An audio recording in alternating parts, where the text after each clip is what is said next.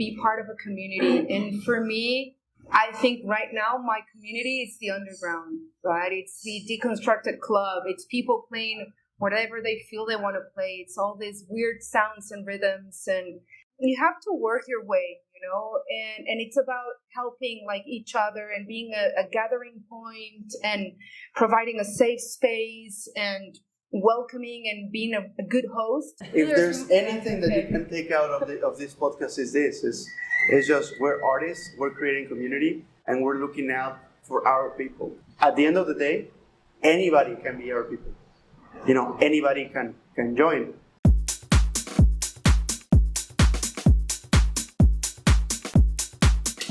Welcome everybody back to Behind the Decks with Suze and So, and we're here at the beautiful Cafe 66 with the girls from Tiny Raves, Soma and Fer, and today we're gonna have an amazing interview with them because we want to know all about this place, what they do, how it started, and where we are right now. That's right. Guys, thank you very much for having us, honestly. You're the creators of such an amazing place. Yeah. We're so happy to be here. We have partied here recently. It was a really fun time with an amazing friend, with Andy Martin. You know him. And guys, tell us, how did it all start? It's the beginning, from the beginning. So we look at each other and...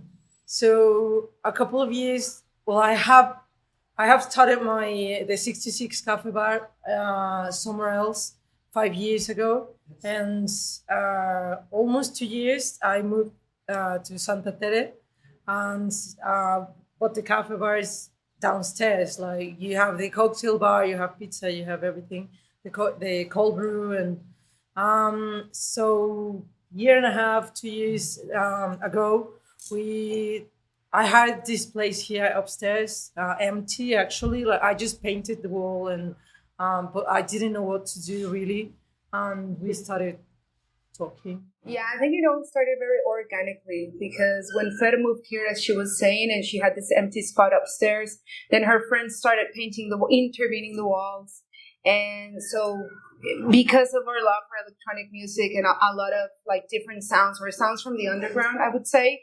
We felt like we wanted a spot in Guadalajara, like it's not a club really, it's more of a small venue, like a safe space where you could go like during the weekends and have a good drink and listen to breaks, drum and bass, jungle, all these types of genres that you don't normally listen to here in Guadalajara.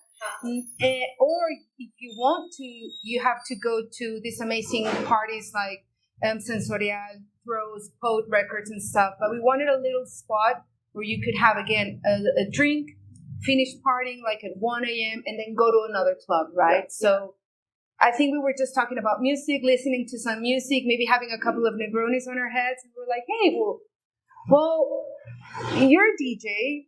I have a spot, a cocktail bar. I have an upstairs that it's empty. Yes. The and walls one are and painted. One makes two ways. Yeah. Right? So because of the space, we inspired ourselves a lot with, I don't know if we can say brands, right? But the Tiny Desk, right? Yes. And it resonated in our minds like, hey, well, why don't we, this is like you can have a little tiny rave, right? So the name started like that, and it started evolving like a very intimate spot, right?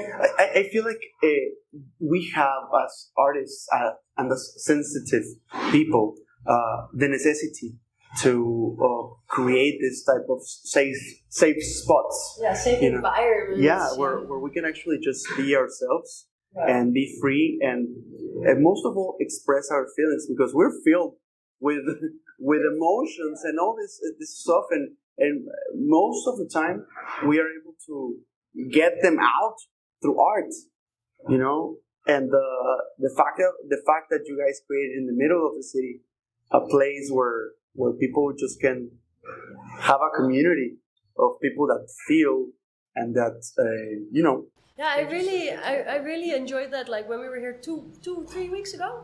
Yeah, 2 weeks ago. 2 weeks ago, Yeah.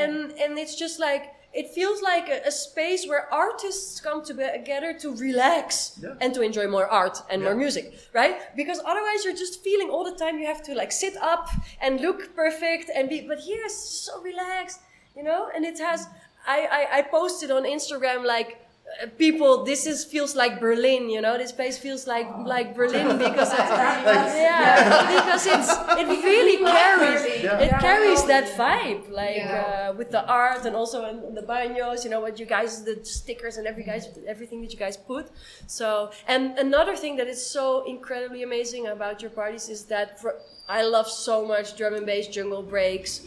And I'm so happy that you guys are doing that on a regular basis, you know? Yeah, on a regular, that's what we imagine, like having a spot on a regular basis where we could connect, create a community with the existing community, right? With all the collectives that are already doing, like promoting the underground sounds for more than 10 years, Poet Records, Sensorial, now just recently the Move Like and Funky Tracks and Crema from Buena Tarde and stuff. So Tiny Raves started with us and we run it, but it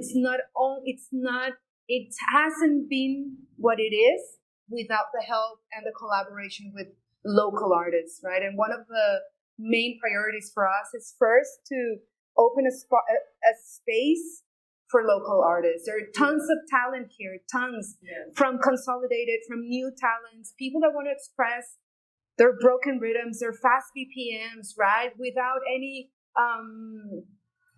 stereotypes, right? Or being or having to go to a spot that it's uptight, right? And I think you said something very cool, that the aesthetics of the place goes with the music it's played here, right? You can be yourself. Maybe you're a DJ that you play outside and there's a certain genre that you have to present. Yeah. But here you can play your whatever it is. Your flip, right? You can play from techno. Can I come flip here someday? I'm flipping out. I have so much to flip and trip. Yeah, really. Yes. So before 1 a.m. Yeah, perfect.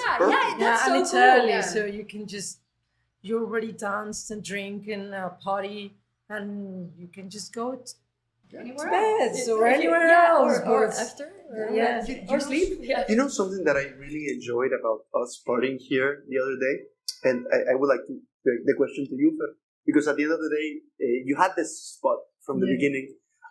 It feels like it goes from like in phases. You know, you first get here and you are greeted, and you're like, you know, okay, this is, you know, and people are outside. You know, nice. They're on the street as well. They're talking. They're having a smoke. You know, they're just like talking, and it's like, do you have a smoke? Yeah, and then you start talking with somebody that you don't know. Then you get inside the coffee shop, you know, the coffee place, and you're like, okay, let's have a Negroni, let's have a Campari, let's have a small drink, and then you sit down and that stuff. So, how did you manage to create or to envision this spot like? You know, I'm just meeting people that I don't know. I'm having a drink with them. I'm having a smoke. I'm having a drink, and then I'm partying with them. It's just like, you know. How did you envision this? Because it's beautiful. It's beautiful. I love it. I think I didn't really envision it like this. To be honest, I mean, I wanted to, but it's not that you just plan everything, you know, and everything comes out exactly as you plan it. It's so different, but I started making cold brew, and then after I was just like, why I want to do it. Like I love drinking and cocktails. We all do. I mean, I do. I really enjoy drinking, and so I wanted to like make some drinks with the cold brew and mix it a bit. And I didn't know anything about cocktails really, but I started learning and reading and getting books and asking for help as well to a couple of friends. And so it started like that. And I had the other place, which was really small, really beautiful. Actually. I think I met you there. Really? Because I lived around the corner there. It was El Terrible Juan on the other side of the road. Yeah. So I was across the street. Yeah, I met you there the first time. Place? Yeah, that little tiny place. Yeah. Across the street, a small place where like my drink of choice is the Negroni, so I wanted to make like a Negroni with cold brew. So I wanted to do like Monday cold brew, like Monday Negroni, and so it became a thing. And so yeah, it was a bit like building up without properly vision it. Like Right. I want to create all of this, but people actually really like enjoy it and drink it and try it, and when I had to move here 2 years ago, yeah, it was massive, like a massive change. It was I had two small tables there, like this, like a Yeah. whole house. So I didn't, yeah. So I started downstairs and slowly, like with a couple of friends who they love painting and they love um, and so Andres, Guara, Gabi, they came and we just had some breakfast, some mimosas, some apple, and then just started painting like the walls. My kid came and my kid draw like some stuff, and yeah, so we all like intervene in a way. And well, like the cocktail part, the drink part, the coffee parts, the food, like I've always been there. And I really like electronic music and I love the music, and I've listened to electronic music for 10, 12 years. I mean, I do some playlists and I just play them, but I've never done like a party, like organize something that big. So that's when we started like chatting and bringing some ideas to the table. And yeah, we decided to create this place, like the Tiny Raves, and um, place to play some underground sounds, music sharing, and you can have a really good cocktail downstairs and you can bring it upstairs and dance with it. It doesn't matter really. But yeah, I didn't properly vision it like that. I think the people are really important here. It's not, you can have an idea and the people just They bring the flavor, they bring right? the flavor. Yeah. They transform. They make it happen because you can I really have see that. I can have a fucking Yeah, it's fine. You're fine. You're free. Can we swear? Yeah, you can swear. You can fucking swear every fucking time that you fucking want. Yeah. Oh, for fuck's sake! Oh, for fuck's sake! You should have said that earlier. I was just trying so fucking hard. Fucking swear, motherfuckers. I'm sorry. There's a limit. Yeah, I went too far. No. You know, it's crazy because we've talked about this several times in different places. I mean, there's just places where you feel that the ambience is really dense, and there's places that you feel like you're just welcome. Yeah. And we felt that here. And probably you didn't plan it to be this way, but the people you guys attracted with the vibe that you went for happened to create that vibe, Yeah. That is so powerful, It's a community. It's a community, yeah. Yeah. A tiny fam. Yeah, and it's funny because when you really think about it, it's like there's several phrases that come to my mind, like bring me all the broken, bring me all the damned, bring me all the people that need a space, and it just feels like that, for the longest time.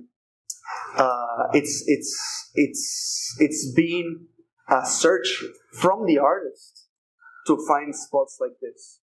Even like from England, And you if you have don't find them, you places. create them. Yeah, That was one of the But main it's not things, easy to do right? that. Like you can try and try and try, but if the soil is not there, you can try whatever you want. But And if you want to create it in a silo, it's not going to work because you have to break the silos, right? You have to work horizontally, right? Everyone equally, right? With their own roles and responsibilities. And I think we got inspired many years ago. We lived in London in separate eras, I would say.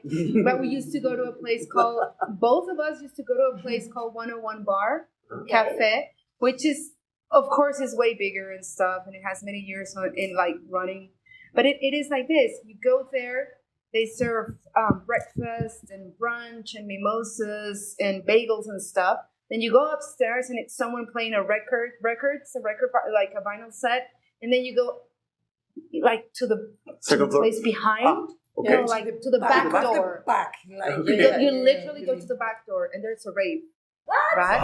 At 4 p.m. on a Sunday on Brick Lane in the east side of London. Yeah. I love the east side of London. Yeah, so So it was such an inspiration, but we never thought when Tiny Raves, I mean, it was just an inspiration, right? Yeah.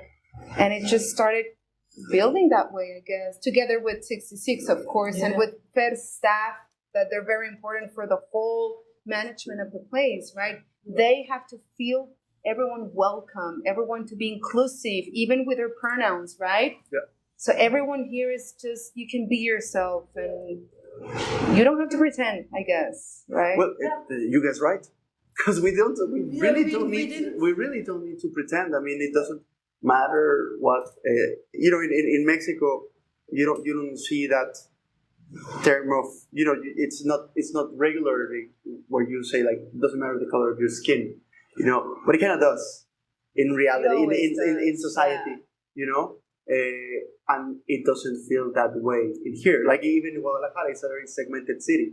You can say there's segmented. It's segregated. It really is. Because you have even phrases like de la calzada para allá. Things like that, and it's just shitty. It's really fucking shitty. My father is from la calzada para allá. And it's shitty when you have like that sort of division. Yeah. But in here, just everything just comes together.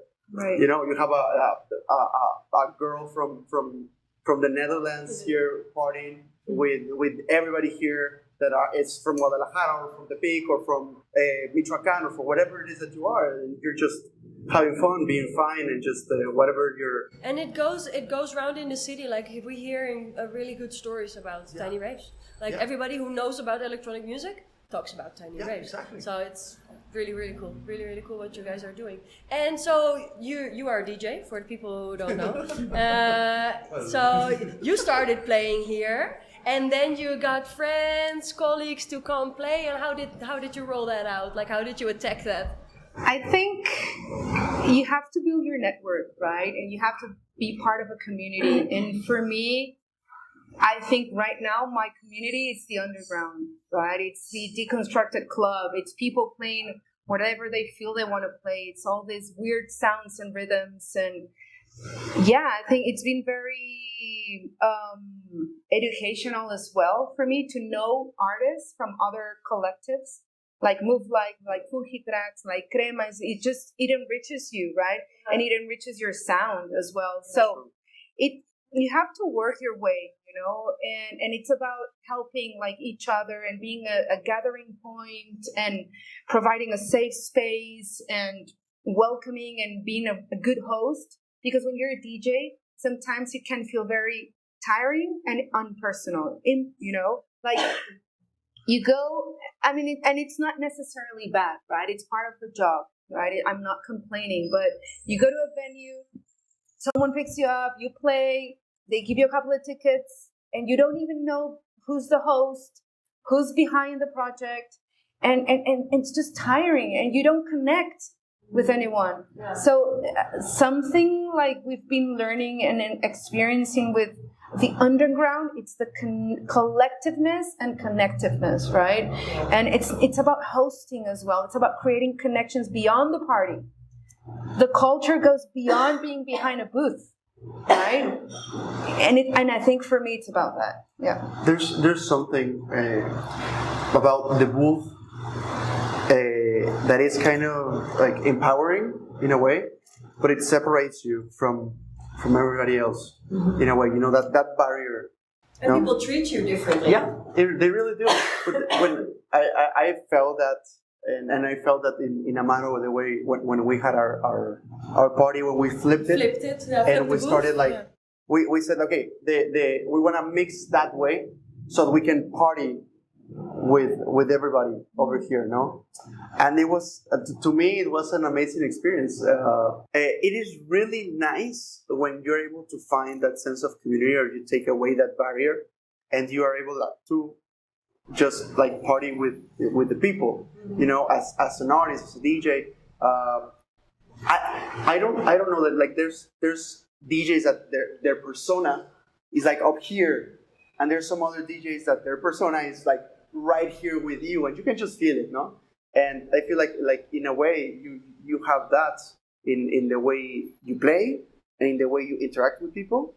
Because I mean, I saw you. I mean, you were like all over the place, like talking to everybody, and just like being a good host. Yeah. You know. Yeah, because being a good host is not only for the DJ, but for the people that come to the place, right? True. You need to make them feel welcome.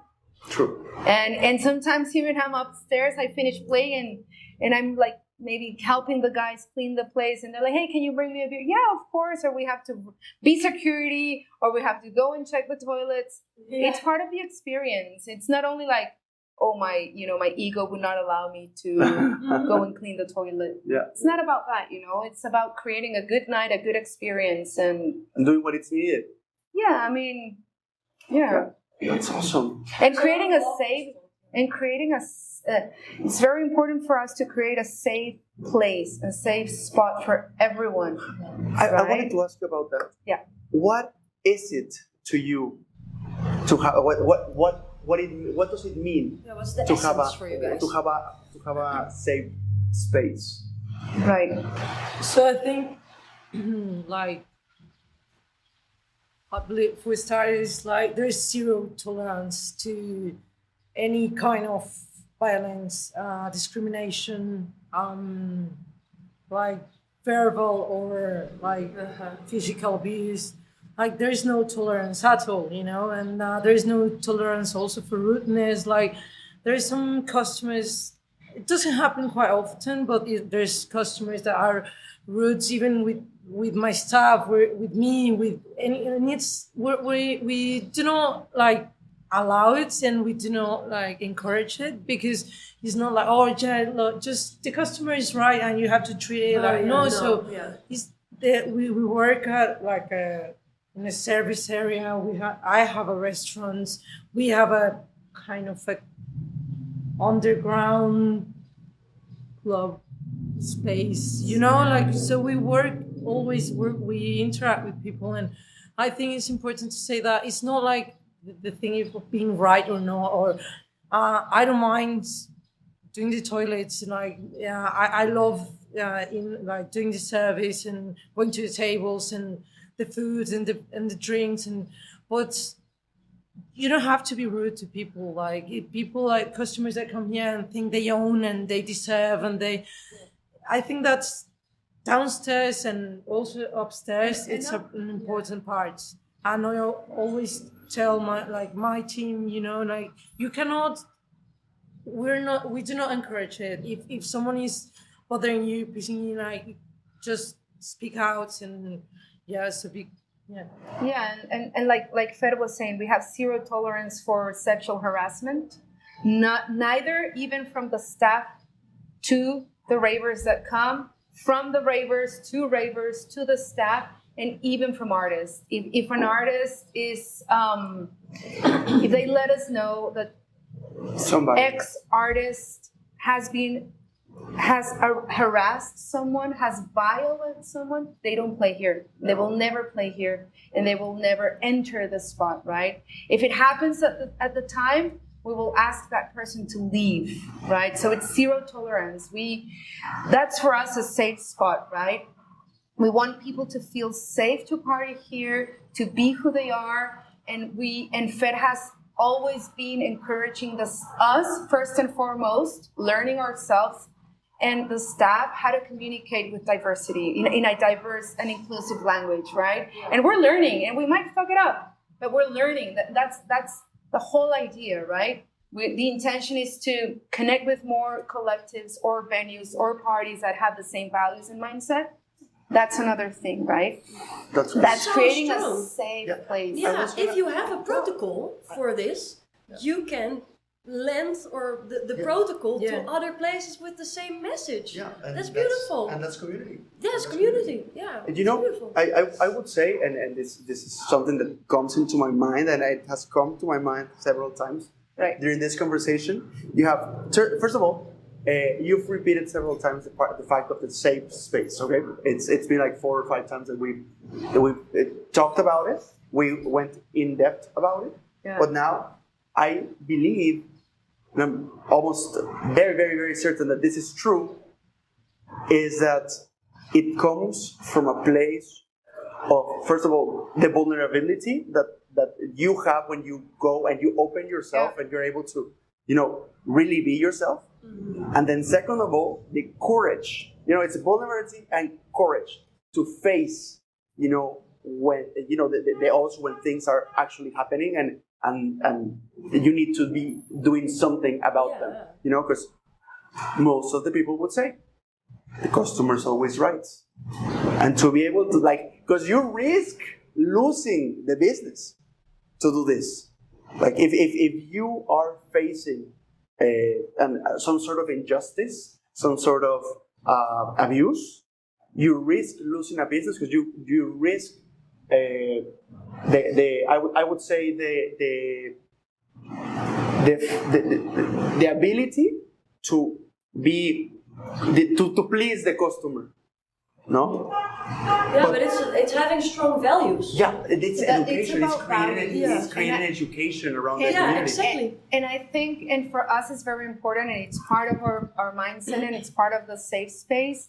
We only want to collaborate with collectives that have values, and not necessarily the same, but that we resonate, right? Yeah. Even with very small things and details, like having free water. It doesn't cost much, and it's free for the ravers, right? It doesn't matter if you want to have a drink or not, but what if you don't drink alcohol? What if you're dehydrated?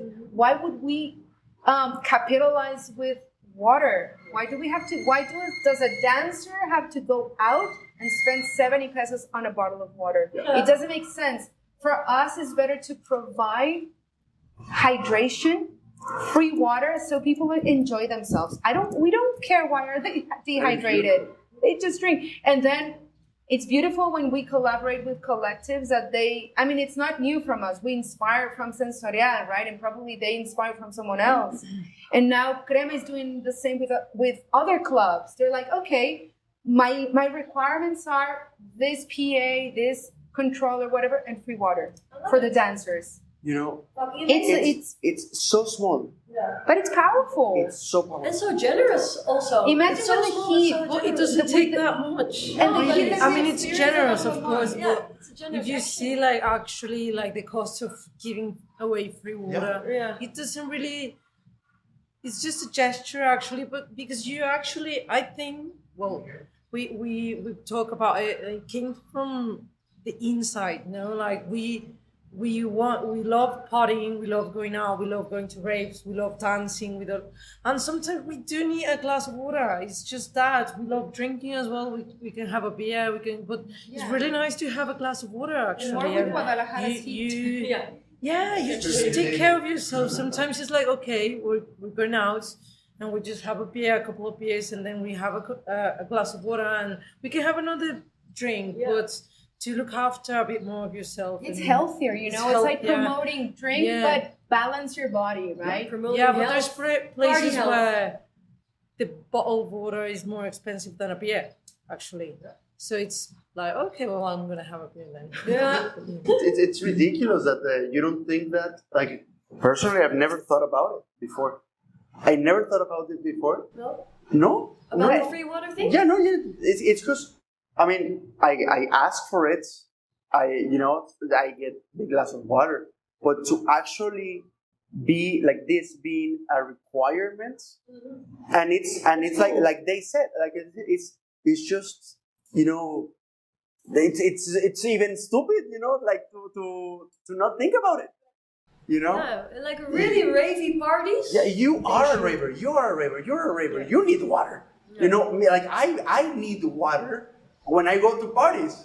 Why not offering it at my parties, Yeah, exactly. Yeah, it's pretty cool. We can, if we work all together in making these little adjustments and changes, then you actually make a difference in the scene.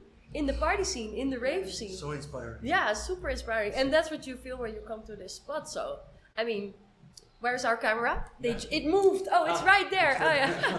So, like, we encourage everybody to go to Tiny Raves. Everybody check this place out. Yeah. Guys. Yeah. I think we are on time now. Yeah. Well, thank you very much for this. And I think just maybe to say something to close, probably. Yes. One of the things that we promote and the people that we collaborate with promote as well is equal lineups, diversity in our lineups, right? Wow. Not only women and men, no, non-binary, queer, right? Transgender.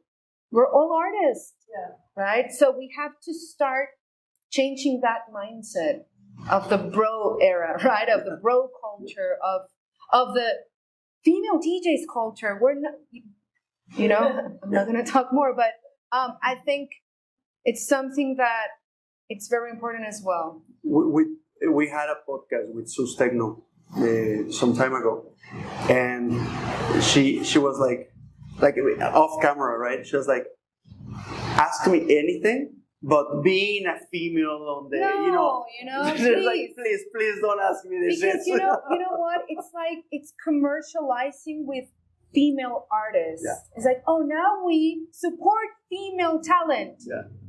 Really? Or you're commercializing with her image? But she didn't want to talk about that subject also because it's very sensitive and she gets angry. Yeah. She gets angry. And that's why I want to talk about the subject, because we're women and we are in an environment with a lot of men and you're not always safe. So thank you guys for creating that safe space. But that's what I want to talk about more on the podcast because we're not done talking about that. But yeah, sometimes you get confronted, the fact that you're a female and you're you're an artist. You're an artist. That's it. That should be it. Yeah. Yeah, that should be it. Yeah. Guys, thank you very much. Just wanted to go through that. Yeah, no, for sure. If you want to say more, do it. If there's anything that you can take out of this podcast, it's just we're artists, we're creating community, and we're looking out for our people. Yeah. And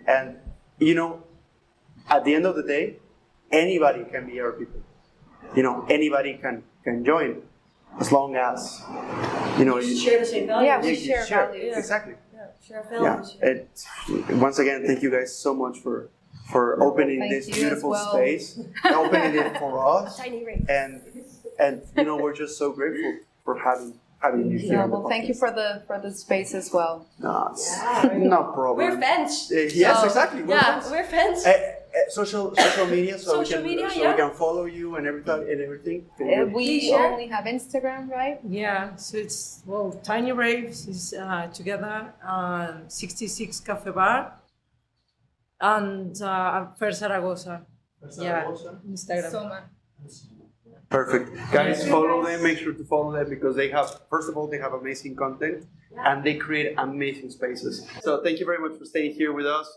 Don't forget to follow, subscribe to our podcast, Behind the Desk podcast. And we're on Spotify, we're on Apple Music, we are on YouTube. And let's have fun. Let's keep sharing. Let's keep loving. Let's keep accepting. And let's keep partying here at Tiny Raves. See you in the next feed, guys. Ciao, ciao. Bye.